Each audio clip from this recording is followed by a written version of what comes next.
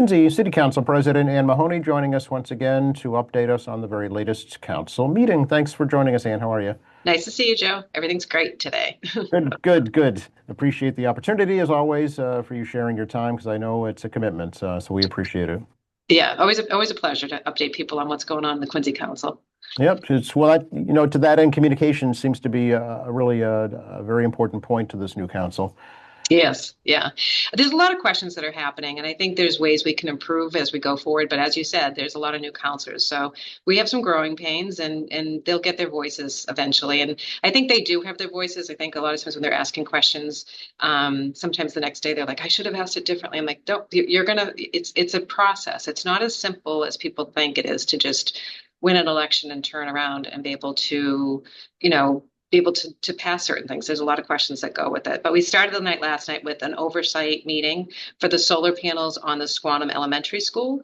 And there were a lot of great questions. There were a lot of questions that are being sent in to us by constituents too. So there was questions of making sure that the lease is a good lease for the city of Quincy. They were comparing it to potentially the Granite Links lease, and they don't want to be taken advantage of. They're two different types of leases. So yes, it's a good question to ask. Another question was whether or not we needed to bid it out, and it doesn't fall underneath the 30B because solar panels do not have to be bid out. So we didn't have to do that, although we do look into that. And then another question came from another counselor, which was, and I apologize because I don't remember who was asking the different questions, but the questions were good. Was asking the questions about, I think we have 13 other sites that have solar panels, and some of them have aged out. And like Quincy High School's solar panels are no longer, the manufacturer is no longer in business, and the company that we bought them from or leased them from are also no longer in business, so you can't get the parts for them. So those types of things do happen, and the nice thing about a lease is that they'll be required to make sure everything's working for those 20 years. So those are the good things about it, and then also the amount of savings that we'll get from the newer equipment is better. And then the shut off, when they shut them off, if something was to happen, they can shut them off in sections, and the whole thing can be shut down at once too if they need to. So that's a lot of improvements, and even how they put them on the roofs when they're building. This is the right time to actually talk about solar panels as a new building that's going to be net zero, which is the first one in Quincy, and that's very exciting. But making sure that it's part of the planning process, even though it seems like it's secondary, it was always a plan that we were going to have solar panels there. So that did get approved last night, 9-0, and was taken out of committee and brought into the regular council and voted as well. Then we had an ordinance and public works committee meeting at 6:45.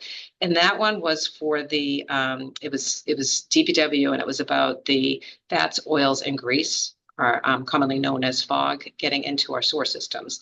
So that was, basically explaining to the council why the change was needed. And the other reason why we need to do these things too is that we're the MS4 storm management that we have to do is really putting some regulations that we have to meet. And this is really the things that happen from restaurants if they're not trained properly about how to take care of the waste that could affect your sewer systems, and it's a cost to the taxpayers. And we're going to be mandated to be able to keep those regulatory things up to date. So we need to be able to pass if there's a large cost and it's due to negligence on anybody's part, we need to be able to find those people.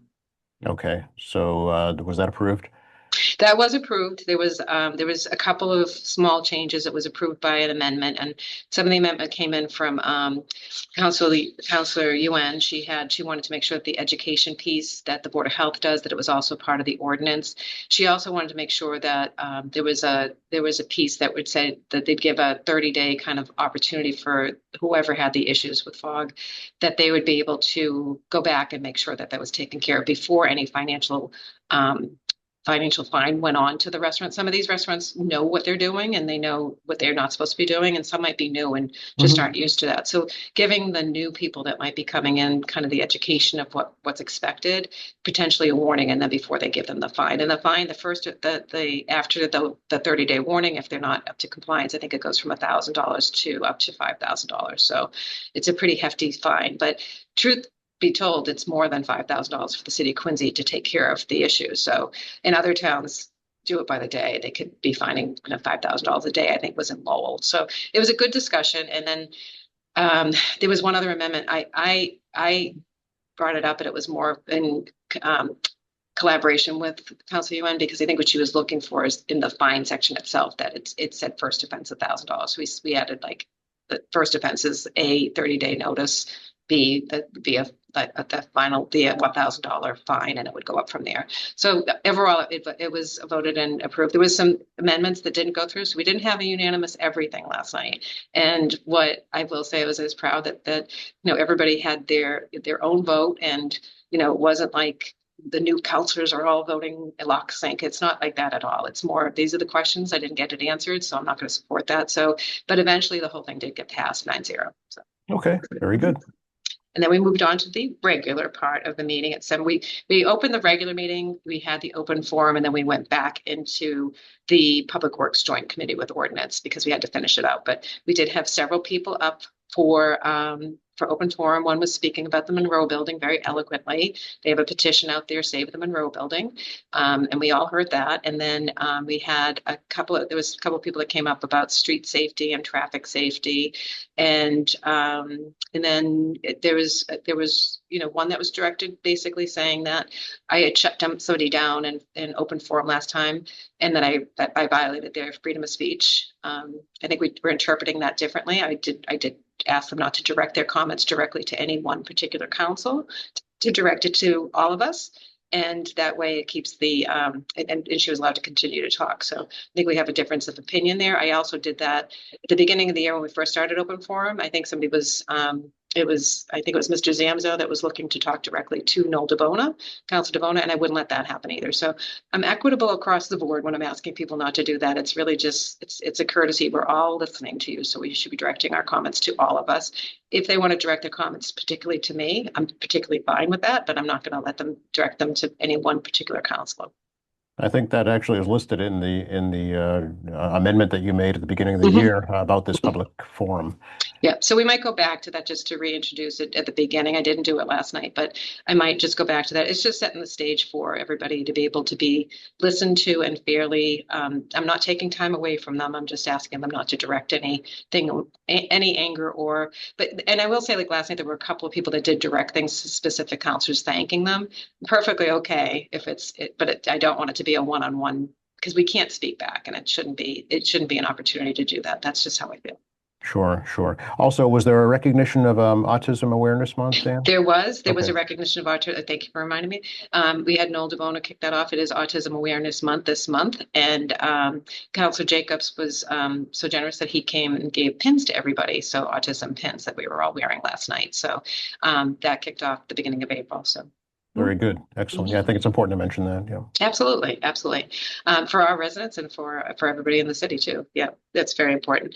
Then we moved on. We did have a spirited discussion about the $325,000 appropriation of community preservation money that's going to be going to the National Society of Colonial Dames. I think it's for painting on the outside of the building. The estimate came in at around $289,000. So Councilor McGee was trying to maybe not approve the $325,000, which was within her realm to be able to do that. However, I think the bigger issue is that we have a lot of new counselors. I don't consider myself new, but there's 6 brand new counselors. So I think a benefit of that would always be to level set anybody that's new, and the community preservation fund and how it works and how the money gets distributed. It might be beneficial for the administration to have somebody come to the city council and present that, not only just for the new counselors, but even for people at home. And that's going to be something that I think does get done in the future. Of course, the finance is going to be starting soon with the budget. So not sure if it will fit in between now and June, but we'll be having those transfers in June as well. So I think it's just helpful to level set that, because I think Councilor Ryan was concerned about how much money has they have bonded out money through the CPA, and she felt as though the CPA was in the red. It's not technically in the red because we get taxed in our taxes for the CPA. So there is a kind of dedicated stream of money that's going into the CPA, so they can bond it, and that will pay down those bonds. But really, how much has been bonded is what we should be paying attention to. So. Okay. So ultimately that did get approved? It did. It got approved. Yep. Okay. After there was a lot of questions and it went around circles, but I think what we were able to do was come back and say, let's not use this one as the example to stop. Let's let this one happen, because really the state should be paying for this, but it's not in their budget. It's not going to be in their budget for the next 5 years. And this is a historic house, and it is an appropriate use of this money. one of the counselors brought up, and there was an email that we received, that why don't we use this $325,000 to pay down snow and ice? You can't. That's why we don't. So you can't. That would not be an appropriate use of this money. This is an appropriate use, and the Colonial Dames needs that they need some help in the painting. So I think it's an appropriate use. Okay. Was it unanimous? In the end, it was unanimous. So it was unanimous. And Okay. then we moved on to Clerk Crispo had the designation of polling places, and then also the dates of which they were going to have. Primary election will be Saturday, August 22nd, and through Friday, August 28th for early voting, I believe. And then election day will be, and then also October 17th through October 30th for the primary. So we're going to have the election, I think, is the Tuesday before Labor Day this year. Is the actual election date. It is September 1st. Yes.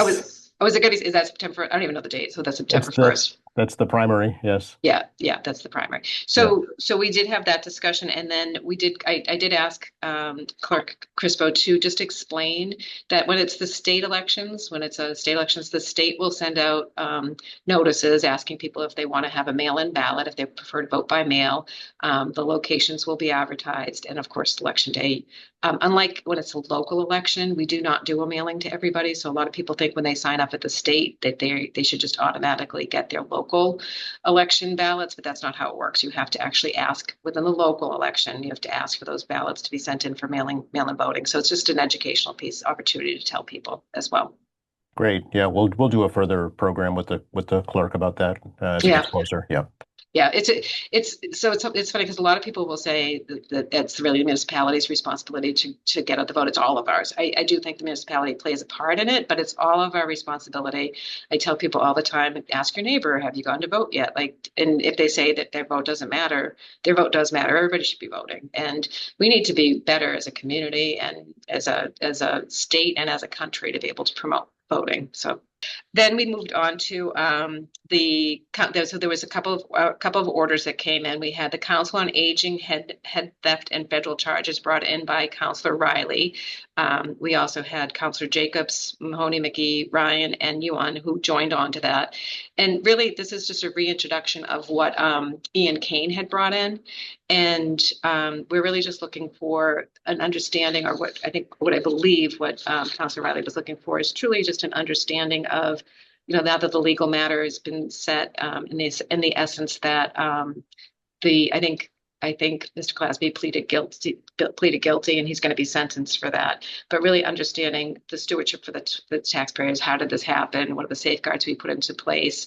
And having that real discussion. I know that last year when Ian Kane did put it in, I think there was some information that was provided, and Mr. Walker actually said it again last night. Like they felt like they did a great job very quickly bringing in a forensic accountant, but it really hasn't been explained to the public. And I think there are still some more questions that we might want to address on those things. Because this is one thing that happened with the Council on Aging, but then we also had the $3.5 million phishing scheme from the retirement board, and there's just other things that are happening too. So this is a constant thing that we should be talking about. And if it can happen in one department, it could potentially happen in any department. And we just want to make sure we have the right resources to make sure that that's not happening. And we owe it to the general public too to give them that update. So that resolve moved into ordinance, and no, it moved into finance and oversight is where that went into. And then we had another resolve. This came in from Councilor McKee, and this was a resolve requesting comprehensive report on city property transactions. And this is timely as well, because as we know, the administration had a meeting in regards to ENC. It was a public forum just to talk about what ENC could potentially be someday. And the reality of that is that, my phone's ringing.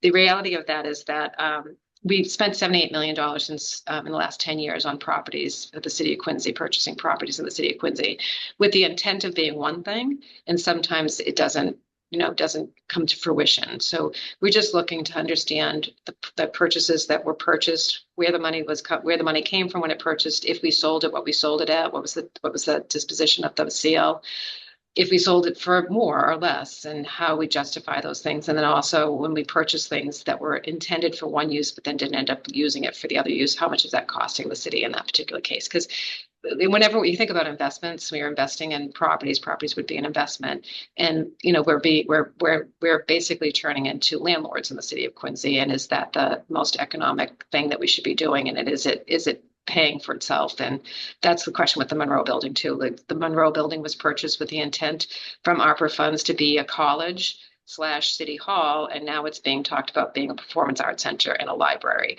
Those are two definitely different uses, and we need to understand, the leases that are in there. Are we leasing it at market value, or are we not leasing at market value? And how does a municipality really do in that business?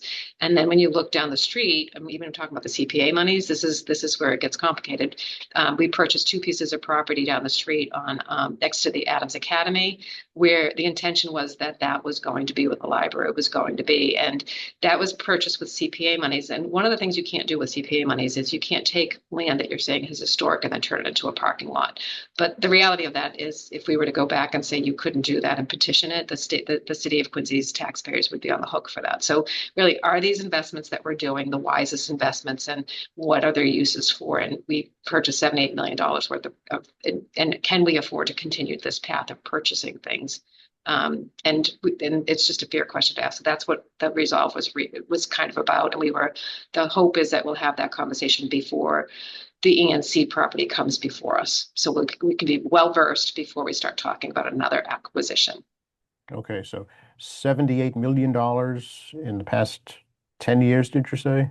About in the past 10 years, about $78 million was. And how many properties was that? Do you know? Not off the top of my head. That's what the Okay. report's asking for. The report's Okay. asking to give a detailed description of how many properties we purchased, what we're doing with them now. So another example, I can just because I've been around, I guess this is where my filing cabinet in my head comes in. Another purchase, we purchased many houses down in House Neck for the Maritime Center. And we tore down the center and, made it bigger, made that bigger, but the Maritime Center never came to fruition. So, that was an investment that the city put into purchase. They didn't purchase all, I think there was one holdout, but still, what are we doing with that property? And what was the return on investment for that? Now, a municipality doesn't have to show a return on investment because our constituents are our taxpayers, but we should be telling our constituents and our taxpayers when we make these investments what we're doing with them, and if they didn't work out, what we're considering those lands for. It's an expensive it's an expensive issue if you're buying property and not doing the things that you're saying you're going to be doing it with, and it can't be like. And the other thing that we've had happen is like we have to do it now, or else it's not going to be there tomorrow for us to. So if we have to do it today, and another example would be the Greenleaf building. We bought that for the planning department to move into, and they needed to do it right that second, because if they didn't buy that building, and they needed to be moved in 6 weeks, and I think it was 7 or 8 years that it took them to get in there. So something that should have only cost us a small amount of money to move into a building cost us millions of dollars in the end.